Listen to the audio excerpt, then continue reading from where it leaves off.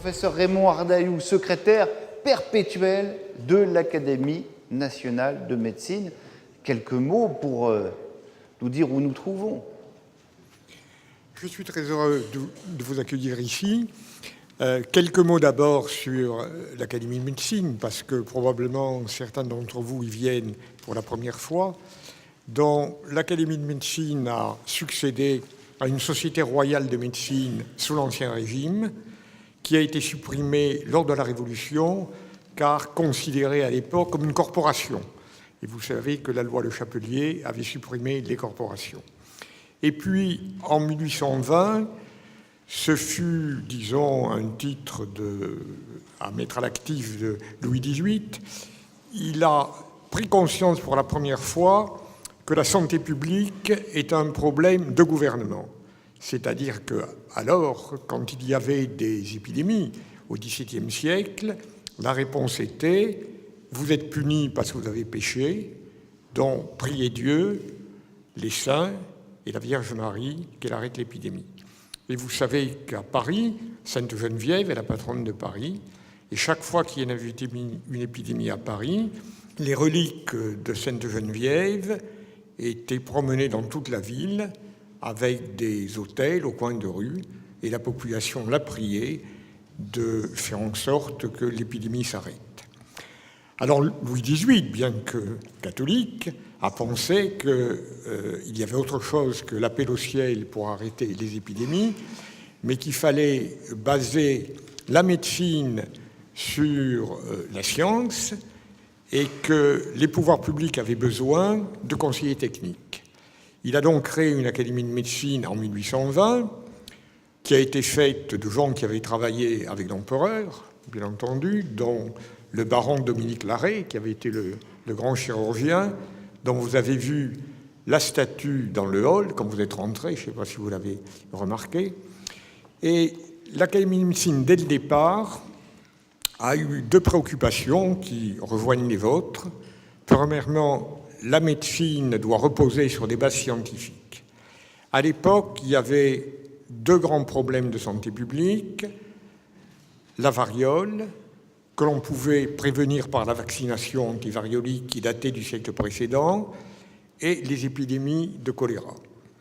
La variole, l'Académie a eu à lutter contre les ligues antivaccinales qui existaient dès cette époque, dès le XIXe siècle, pour diffuser la vaccination antivariolique en France, ce qui a été fait et qui a éradiqué la maladie.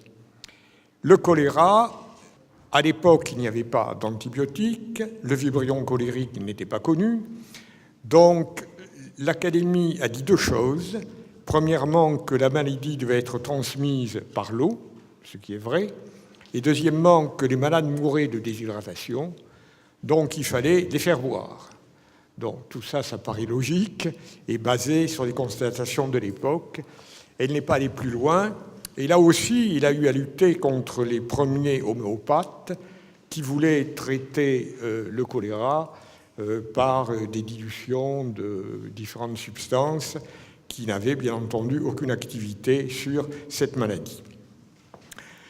Alors, l'Académie, dès le départ, a considéré aussi que la santé publique ne regardait pas que les médecins.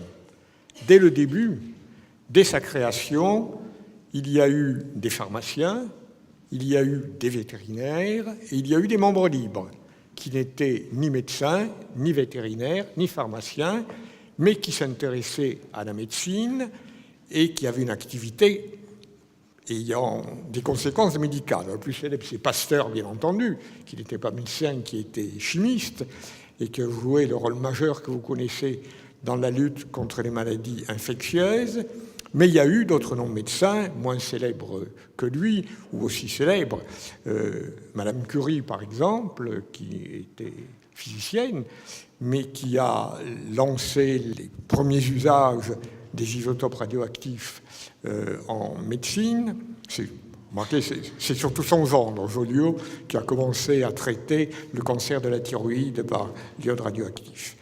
Donc, dès le départ, et même actuellement, nous avons des membres libres qui ne sont ni médecins, ni pharmaciens, ni vétérinaires, et qui nous sont très utiles, parce qu'ils abordent des sujets importants pour la médecine, comme l'administration de la médecine, l'économie, les problèmes juridiques, les problèmes éthiques, qui font partie de votre profession, comme de la profession médicale. Donc, moi je suis tout à fait, et les académiciens le pensent tous, que la kinésithérapie est une profession médicale qui fait partie de l'ensemble des professions médicales et qui doit être reconnue comme celle de dentiste, de pharmacien, de médecin, etc. et que vous jouez un rôle important dans le traitement des maladies. Alors, vous avez aussi deux avantages.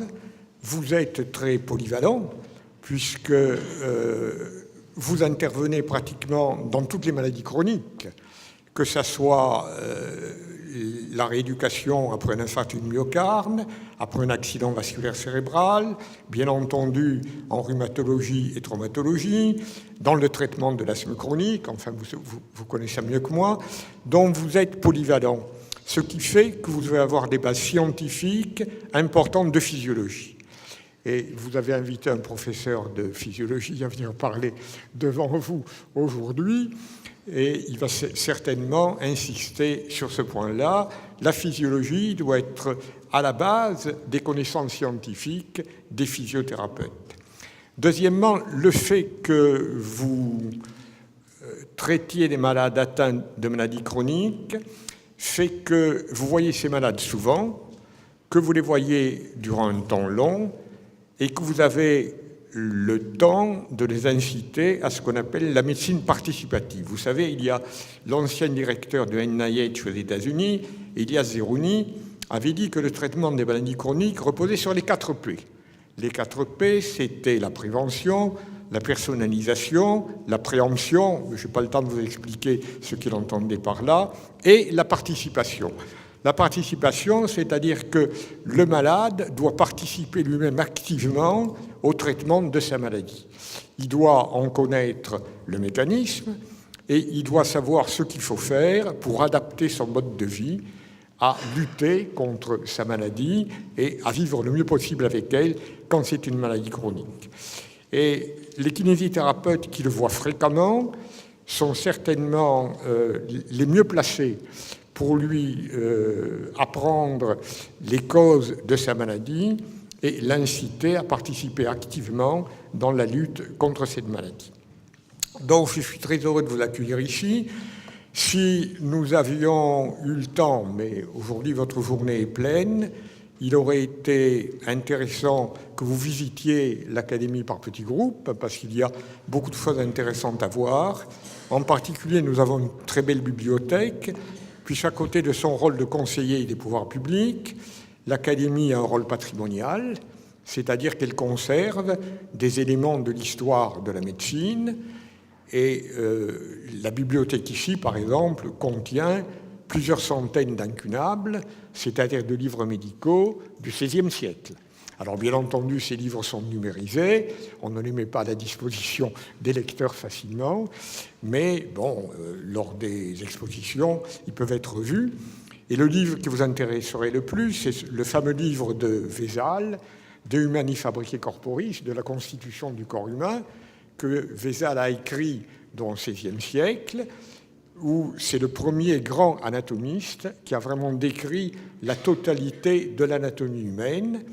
Et bon, je termine en vous disant qu'il y a une édition française du Vézal qui va sortir bientôt. C'est une dame latiniste qui a mis 10 ans de sa vie à le traduire. Et nous allons avoir une petite réunion à l'Académie de médecine pour célébrer donc la traduction de la totalité du Vézal en français. Donc voilà, je ne vous en dis pas plus. Je suis très heureux de vous accueillir ici et je vous souhaite une bonne journée.